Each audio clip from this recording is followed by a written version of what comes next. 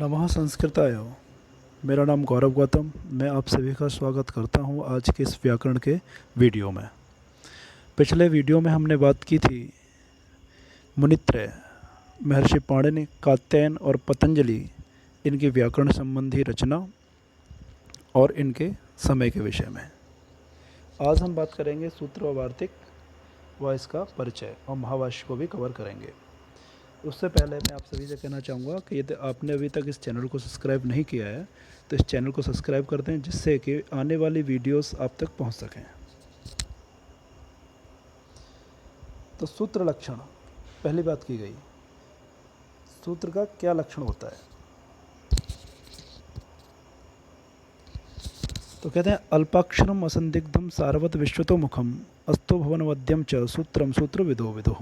अल्प अक्षरों वाला, सूत्र में कम अक्षर होते हैं, चाहे किसी भी विषय का सूत्र ले लीजिए आप, और संदेह रहित, उसमें कोई डाउट नहीं होता, किसी प्रकार कोई संदेह नहीं होता, पहले से वो परीक्षित होता है, उसकी परीक्षा पहले कई बार की जा चुकी होती है, तभी सूत्र बनता है। सारवान मतलब सूत्र को जब आप व्याख्या करेंगे तो बहुत बड़ा हो जाएगा, और उस सूत्र के आधार पर, एक सूत्र के आधार पर आप लाखों प्रयोग कर सकते हैं।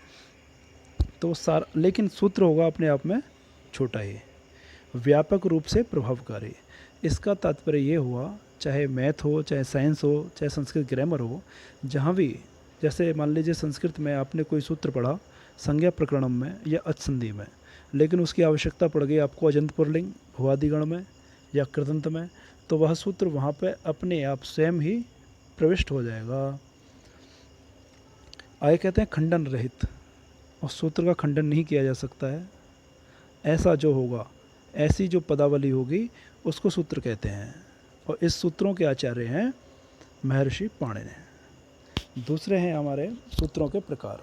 अब प्रश्न यह हुआ कि सूत्र कितने प्रकार का होता है, लक्षण तो हमने जान लिया, तो उसके उत्तर में एक श्लोक परिभाषित किया गया, संज्ञा च परिभाषा च विधिर्नियम एव च अतिदेशोधिकारंच षड्विधम सूत्र लक्षणम।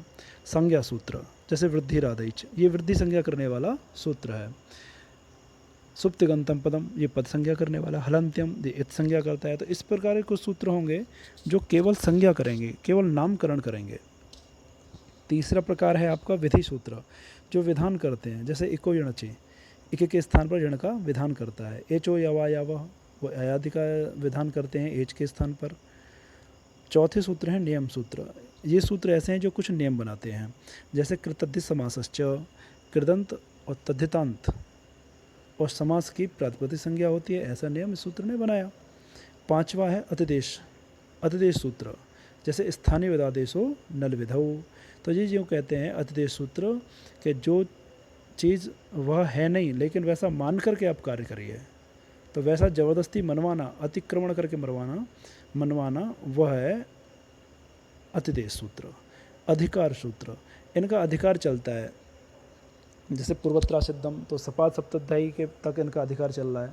त्रिपादी के सूत्र असिद्ध हो गए सपाद सप्तध्यायी के प्रति, चाहे तत्पुरुष हो तो उसका अधिकार चलेगा। आगे आती है इसमें वार्तिक।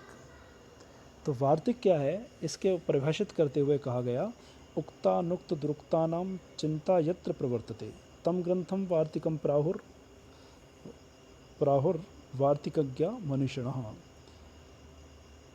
तात्पर्य, सूत्र में कहे गए अथवा नहीं कहे गए या अनुचित कहे गए विषयों का विश्लेषण करने वाला जो कार्य है, वह कार्य है वार्तिक का, और इस वार्तिक के आचार्य हैं महर्षि पतंजलि।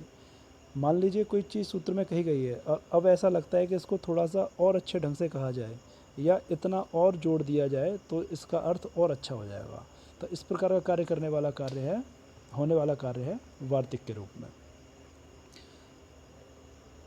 चौथा हो गया हमारा महाभाष्य। महाभाष्य में क्या है, यद विस्मृतम अदृष्टम वा सूत्रकारेण तत्स्फुटम वाक्यकारो ब्रवीत्येवं तेना दृष्टंच भाष्यकृत।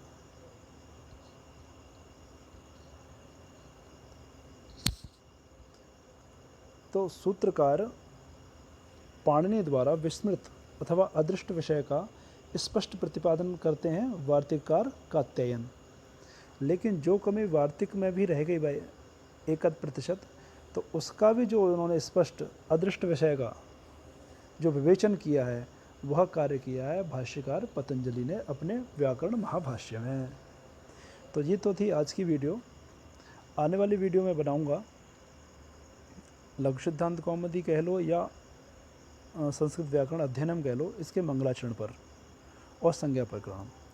और यदि आपको वीडियो में कोई चीज़ अच्छी नहीं लगती है, जो समझ में नहीं आती है, तो उसको आप कमेंट कर सकते हैं मेरे को।